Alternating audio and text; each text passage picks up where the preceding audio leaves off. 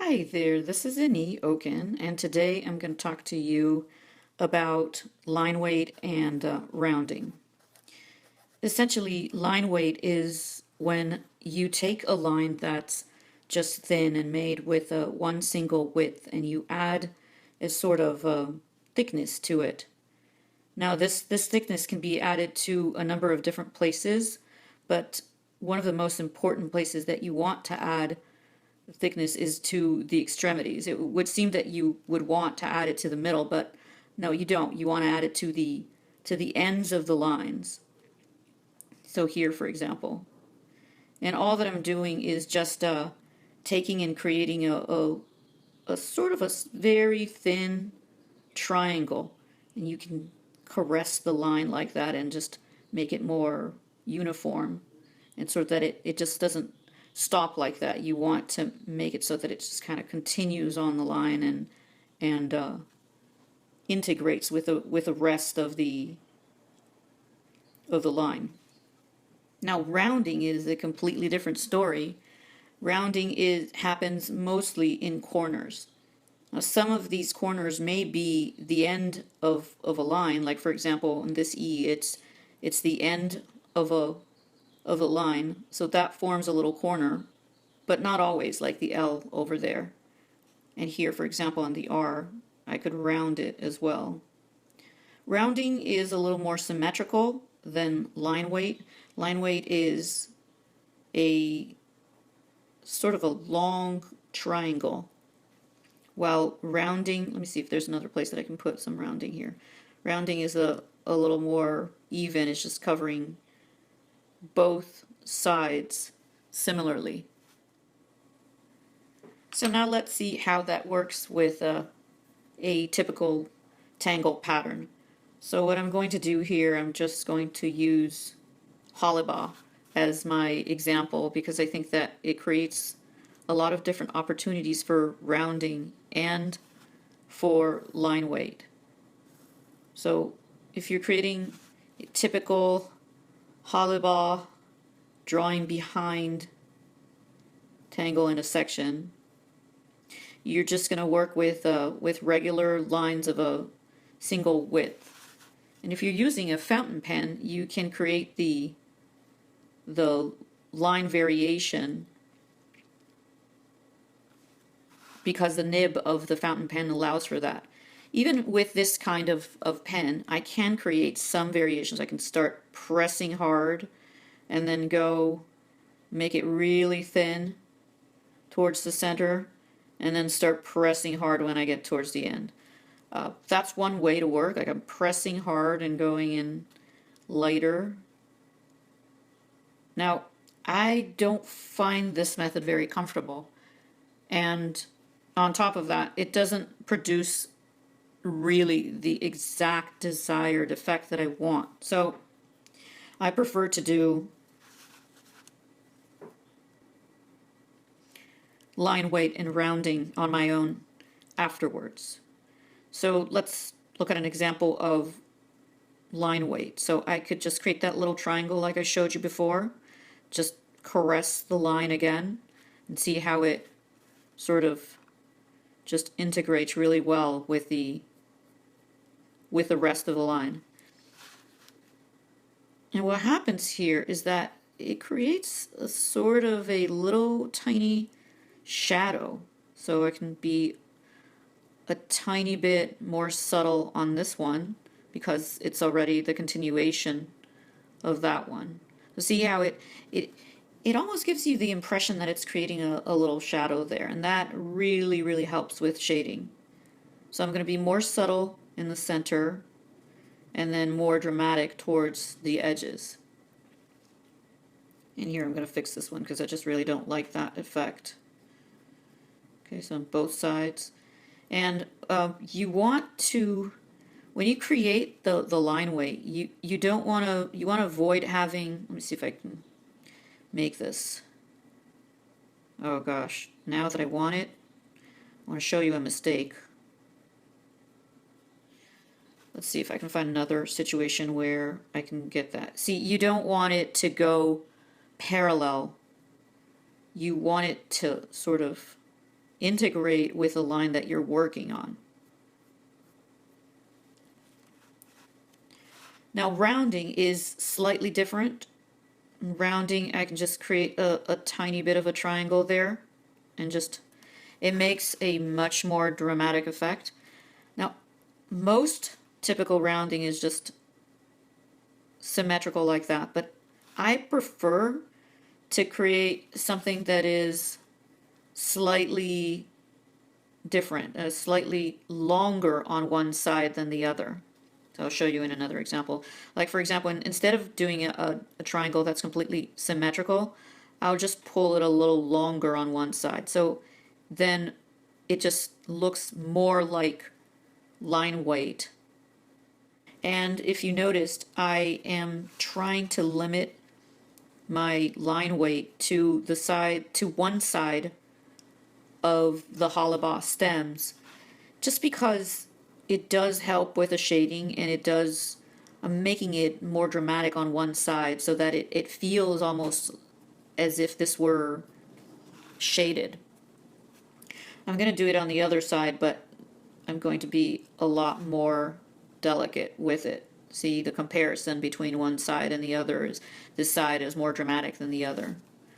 And here I'm going to do it very, very delicately too, just minimally. Sometimes when you're smoothing, that kind of creates a little jagged line, and you do not want that. Okay, so here I'm going to go, since this is the side that I'm shading more heavily, then I'm going to make it a lot bigger on one side than the other. This asymmetrical approach is a little scary for some people. We tend to want to do things that are very symmetrical, but I think this is one of the best tricks that I can give you about rounding and line weight, is that you'll get better results if you create asymmetrical shapes. So here I'm also going to do it very heavily. I'm even going to reinforce that because I know that I'm going to shade that. I'm pretending that my sun is over here. Now I know that in typical Zentangle there is no fixed light source, but I just like to use a place to mark the light direction. It just makes it easier for me to remember. So you see how it almost looks like it's already shaded. So now let me show you another example of how I would use it in a different angle. Line weight and rounding. So here's a classic print top spiral, and I'm going to make it very large so that you can see what's happening. So the first thing that I'm going to tackle is I'm going to look at the extremities. So here's one extremity, so I'm going to make it very thick right there. Now I did it on this line because that's the rule that you would think, the line extremity. But in this case, it would have made more sense to draw the line weight or the rounding on this side, because it would sort of make it as if the spiral were having a tiny bit of a shadow right there. So I actually did it a double, the line extremity and also the shadow that is cast from the spiral portion. So instead of just line weight, there are some situations where you might want to consider the rounding instead. On the other extremity of the line, I'm just going to put a dot right there because I like that effect. And then I'm going to increase the thickness or the weight of the line towards the side that is opposite to my imaginary light source. Like again, I said that Zentangle doesn't have any fixed light source, but I just like to work with one side where I shade more heavily. And that's what I'm doing right there. Now, the other place where I might try to do some rounding is over here as well.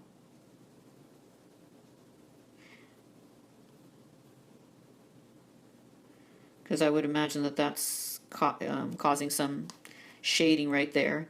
And then here as well, because this one is maybe potentially casting a little mini shadow onto the other one. And maybe I would soften up just a tiny bit. See, so I'm not making it symmetrical. I'm considering each side. So on this one, I might make it just a tiny bit because I don't see any, just to indicate a sort of a shadow there. Okay, I like this. Now here's another tangle that I like to use. I like to use J6. And this tangle is usually made with 6 straight lines and then 6 curved lines. So I'm just going to create a little mini sampler here, really big.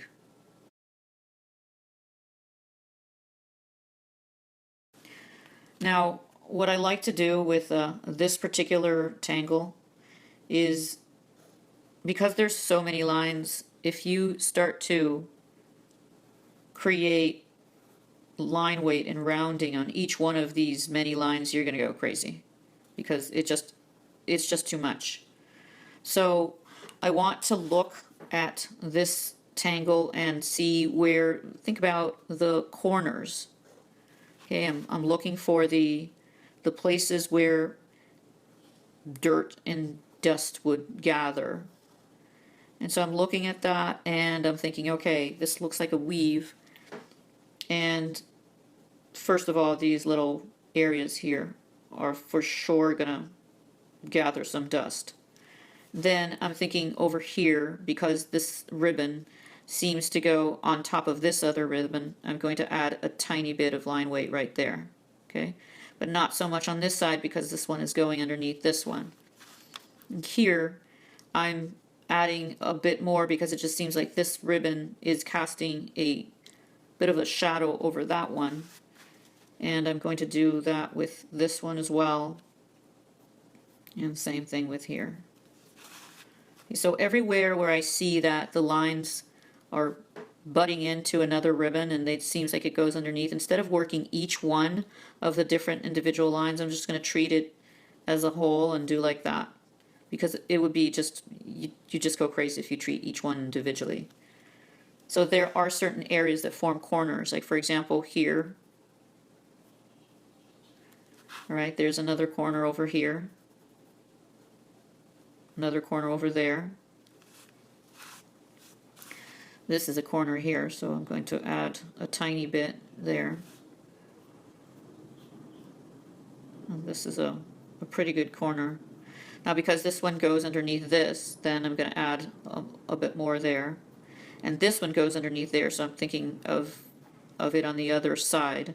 So it's not just randomly adding the rounding or the line weight. You really want to think about who's going underneath who's on top of who's overlapping, what shape is overlapping what, so that you can think of how you're going to tackle each one of the rounding or line weight situation.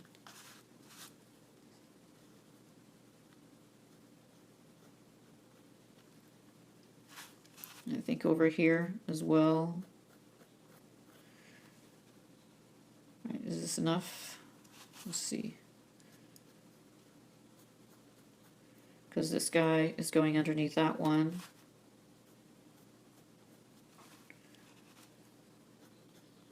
I especially like to pay attention to the corners, regardless of where they are, just because corners form not just dirt, but also shadows.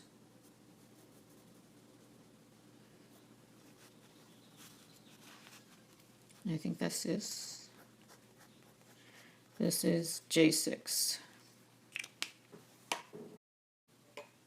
All right, so now I want to show you an example of how I did it on a real tile. And I picked this one because it's really large scale, so you'll be able to see it a little better, even though it's already shaded. So you see here the line weight, how the line gets really thin and then just thickens out towards the end. Because of the scale of these crescent moons, I made each one individually, so I think it warranted it. And here again, you see the line weight towards the end. See the line come really thin and just widen out. Sometimes I even work with a pencil after I've added the ink. And then you see it also towards the ends here. Look how this line is a lot thicker, thin, then thicker again. And there's a lot of rounding in the corners. See, every one of these little corners here has rounding. And here is another example that's smaller in size, but it's very, the rounding and the line weights are very distinct towards the edges. So you see here in each one of them. Look over here. So it does take a lot of work, but I think that it makes a difference. See, in these corners here, there was rounding, line weight, line weight, line weight, line weight, line weight. And then there's some line weight in the center also, not just towards the ends, but over here you see like thin, and then it just gets thicker and thin again. So it really is because I was thinking, okay, where is the light going to come and how is it going to affect that shape? And I think that's it. I hope you enjoyed this video about rounding and line weight, and I will see you soon. Bye.